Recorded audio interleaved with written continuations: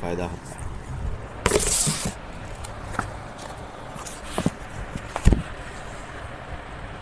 ہوئی پہلوئے آمنہ سے ہویدا، دعائے خلیل اور نوید مسیح۔ شعر: دوشنبہ کا دن تھا، ربیع الاول کی 12 تاریخ تھی کہ آمنہ کے یہاں ولادت ہوئی۔ نومولود بچہ بہت ہی خوبصورت تھا، چاند بھی اس کے سامنے پھیکا تھا۔ آمنہ نے اپنے خسر عبدالمطلب کو خبر کرائی کہ آ کر پوتے کو دیکھ لیں۔ عبدالمطلب بھاگے ہوئے آئے، نظر پڑتے ہی کھل اٹھے۔ ایک تو لڑکا تھا اور وہ بھی عبداللہ کا۔ وہ خوشی سے نہال ہو گئے، بچے کو گود میں لیا، سینے سے لگایا، ماتھے کو چوما، پھر لیے ہوئے کعبہ پہنچے، اس کا طواف کیا اور بچے کا نام نامی اسم گرامی رکھا، محمد۔ محمد کے معنی ہیں ہر لحاظ سے قابل تعریف، وہ جسے سب پسند کریں، سب اچھا کہیں، اس نام کو محمد کہا جاتا ہے۔ ولادت کے 7ویں دن عبدالمطلب نے بچے کا عقیقہ کیا، قریش کی دعوت کی۔ لوگ کھانے سے فارغ ہوئے تو کسی نے پوچھا، عبدالمطلب کیا وجہ ہے آپ نے پوتے کا نام محمد رکھا، خاندان کے اور ناموں میں جیسا نام نہیں رکھا؟ ایک دم الگ نام، آج تک زمین نے آسمان نے ایسا نام کبھی سنا نہ تھا۔ اللہ نے خاص طور پر اس نام کو الگ سے اٹھا رکھا تھا، تو پھر کس کے ذہن میں، کس کے خیال میں، کس کی زبان پہ آتا یہ نام؟ تو اسی لیے آج تک کسی نے یہ نام نہ سنا تھا، نہ کبھی کسی نے اس نام کے بارے میں معلومات لی تھی۔ یہ نام ایک دم الگ تھا، خاندان میں کسی نے ایسا نام نہیں رکھا تھا۔ تو لوگوں نے عبدالمطلب سے پوچھا، کیا وجہ ہے آپ نے پوتے کا نام محمد رکھا، خاندان کے اور ناموں جیسا نام نہیں رکھا؟ نام بھی دیکھیے، محمد۔ نہ چاہتے ہوئے بھی ہم محمد کے نام کو بوسہ دیتے، یعنی کہ اپنے دونوں ہونٹ جس انداز سے ہمارے لفظ محمد کو جب ادا کرتے ہیں تو کس طرح اس نام کے محبت کا اظہار جو ہے ادا ہو جاتا ہے۔ محمد چاہے مسلمان بھی لے تو ایسا ہی اس کو پڑھنا پڑے گا، کافر بھی لے یا کوئی بھی لے۔ تو یہ نام جو ہے اللہ کے پیارے پیغمبر کو رکھا گیا۔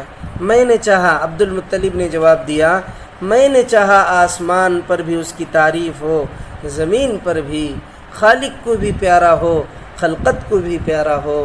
عبدالمطلب نے نہایت سادے انداز میں اپنے دل کی تمنا لوگوں کے سامنے رکھ دی۔ قریش میں اونچے گھرانوں کی عورتیں اپنے بچوں کو دودھ خود نہیں پلاتی تھی، دیہاتوں سے دائیوں کی ٹولیاں آتی، وہ بچوں کو اپنے یہاں لے کر جاتی، ان کو دودھ پلاتی، پرورش و پرداخت کرتی، جب وہ بڑے ہو جاتے تو واپس کر جاتی، دوسرے بچے لے جاتی، اس سے بچے خوب تندرست رہتے، فصیح عربی بھی سیکھ لیتے۔ دائیوں کے آنے کے موسم متعین تھے، دائیوں کے آنے کے موسم متعین تھے، خاص موسم میں وہ دائیاں دودھ پلانے والیاں آتی اور آ کر کے مکے کے شریف زادوں کو اپنے ساتھ لے جاتی اور دودھ کے ایام گزرنے بعد پھر واپس لوٹاتی، اس کا معاوضہ لیتی تھی۔ محمد کی ولادت ہوئی تو اس وقت کوئی دائی نہ ملی صلی اللہ علیہ وسلم۔ عبداللہ کا ایک بھائی تھا ابو لہب، اس کی ایک باندی تھی ثوبیہ۔ عبداللہ کے بھائی معلوم ہے نا ابو لہب، ان کی ایک باندی تھی، ان کا نام تھا ثوبیہ۔ 7 دن آمنہ نے خود دودھ پلایا، حضرت آمنہ نے رسول اللہ صلی اللہ علیہ وسلم کو شروع کے 7 دن حضرت آمنہ نے خود دودھ پلایا، پھر بچے کو ثوبیہ کے حوالے کر دیا، جب تک کوئی دائی نہ ملے اس کو دودھ پلائے۔ تو پھر جو ہے محمد صلی اللہ علیہ وسلم کو ثوبیہ نے دودھ پلایا۔ ثوبیہ نے بس کچھ ہی دن دودھ پلایا تھا، قبیلہ بنو سعد کی دائیاں آ گئی، دائیاں بچے تلاش کرنے لگی، وہ گھر گھر جاتی، ماؤں کو اپنی خدمت پیش کرتی، مائیں جس کو پسند کرتی اپنا بچہ اس کے حوالے کر دیتی۔ ساری ماؤں نے دائیاں چن لی اور ساری دائیوں کی گودیں بھر گئی، ہاں صرف ایک دائی رہ گئی۔ اس کو کسی نے نہ پوچھا، اس لیے کہ وہ ذرا کمزور اور دبلی پتلی تھی، مفلسی کا بھی شکار تھی۔ یہ تھی ابو دؤیب کی بیٹی حلیمہ، یہ دبلی پتلی تھی اور ذرا غریب اور مفلس بھی تھی، جس کی وجہ سے کسی خاندان کے فرد نے اپنے بچے کو اس دائی کو دینا پسند نہیں کیا۔ بچہ بھی صرف ایک ہی رہ گیا، دائیاں اس سے دور دور رہیں، کوئی اسے لینے کے لیے تیار نہ تھی۔ وہ بچہ تھا عبداللہ کا بیٹا محمد صلی اللہ علیہ وسلم۔ دائیوں نے سنا محمد یتیم ہے، باپ کے سائے سے محروم ہے، انہوں نے اس کی طرف توجہ نہ کی، اس کی پرورش کو حقیر جانا، اس کو دودھ پلانا بے سود سمجھا۔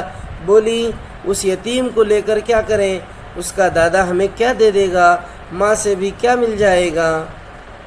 یعنی پیسوں کی لالچ اور حرص نے کچھ دائیوں نے یہ کہہ کے اب پیارے پیغمبر صلی اللہ علیہ وسلم کو دودھ پلانے سے جو ہے باز آئی، جو ان کو معاوضہ یا پیسہ جو ان کی حرص اور لالچ کی وجہ سے ان کو جو دل میں جو لالچ تھی، اسی لالچ نے جو ہے ان کو محمد عربی سے دور رکھا۔ اب واپسی کا وقت آ گیا، اصل میں اللہ ان کو دینا نہیں چاہتا تھا۔ در حقیقت دائیوں نے گھر لوٹنے کا ارادہ کیا، ہر ایک خوش تھی کہ اس کی گود میں بچہ تھا۔ حلیمہ کا شوہر ساتھ تھا۔ حلیمہ نے کہا بخدا مجھے تو شرم آتی ہے، ساری سہیلیوں کی گودیں بھری ہوئی ہوں اور ایک میری ہی گود خالی رہے، میں تو جاتی ہوں اسی یتیم کو لے لیتی ہوں، خالی ہاتھ لوٹنے سے تو بہتر ہے اسی یتیم کو ہی لیتی چلیں، جاؤ لے آؤ، کیا حرج ہے، ہو سکتا ہے اللہ اسی میں برکت دے۔ شوہر نے بھی اپنی بیوی کی تائید کی۔ حلیمہ بچے کو لینے کے لیے آمینہ کے پاس پہنچی۔ آمینہ کو ملال تھا، ان کے لال کو کسی نے نہ پوچھا۔ سہیلیوں کے بچے ہاتھوں ہاتھ لیے پر ان کے جگر پارے کو لینا کسی نے گوارا نہ کیا۔ حلیمہ نے بچے کو لیا تو آمینہ کا بجھا ہوا چہرہ خوشی سے دمک اٹھا۔ حلیمہ نے محمد کو چھاتی سے لگایا، منہ میں سوکھی پستان دے دی جس میں وہ دودھ برائے نام ہی تھا، یعنی دبلی پتلی تھی، کمزور تھی، سفر کی تھکان تھی دائی حلیمہ میں۔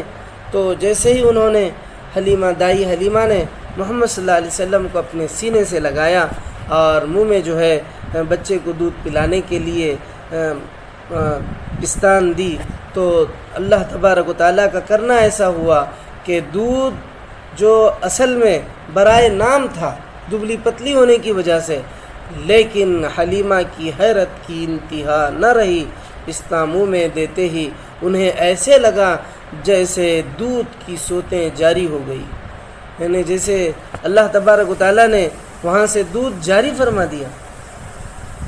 یکایک چھاتی بھر گئی، بچہ دودھ پی رہا تھا اور دودھ بچے کے منہ سے ٹپک پڑ رہا تھا۔ محمد صلی اللہ علیہ وسلم سیر ہو چکے، حلیمہ کے بچے نے بھی جی بھر کر پیا، حالانکہ اس سے پہلے تنہا اس کے لیے دودھ نہ کافی ہوتا، وہ پیتا لیکن کبھی سیر ہونے کی نوبت نہ آتی، چھاتی چوستا اور چوس کے رہ جاتا تھا۔ مگر یہاں پر معاملہ بالکل اس کے برعکس ہوا۔ حلیمہ کی اونٹنی تھی، دبلی پتلی، بالکل مریل، بھوک لگی تو شوہر اسے دھونے اٹھے، آنکھیں پھٹی کی پھٹی رہ گئی، وہ تھن جو ہمیشہ سوکھا رہتا آج بالکل بھرا ہوا تھا، دودھ خود بخود ٹپک پڑ رہا تھا۔ شوہر نے خود بھی پیا، بیوی کو پلایا اونٹ کا، جو اونٹ دبلی پتلی تھی جس پر یہ سوار ہو کے آئے تھے، اس کا معاملہ بھی اللہ نے بالکل برعکس کر دیا۔ پہلے بالکل جو ہے دبلی پتلی، جسے دودھ نہیں آتا تھا، کمزور تھی، نحیف تھی، مگر معاملہ یہاں پہ بالکل برعکس ہو گیا۔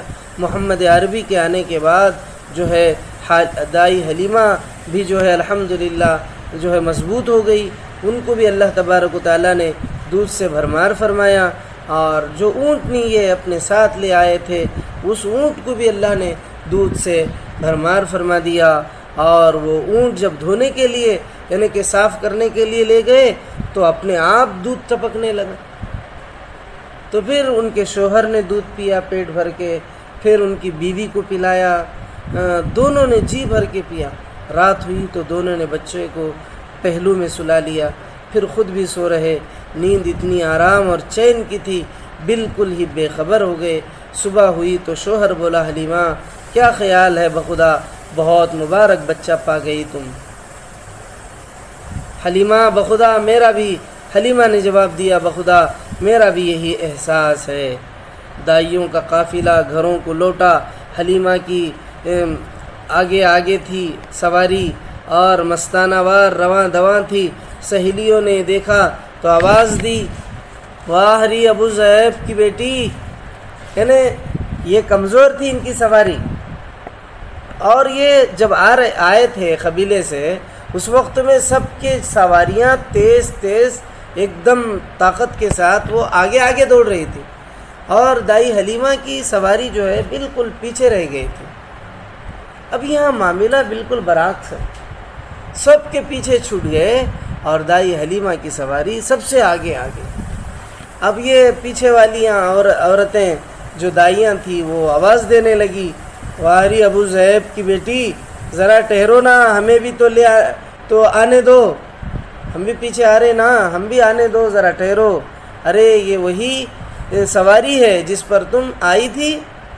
ارے کیا وہ سواری کیا ہے جس پر آپ آئے تھے؟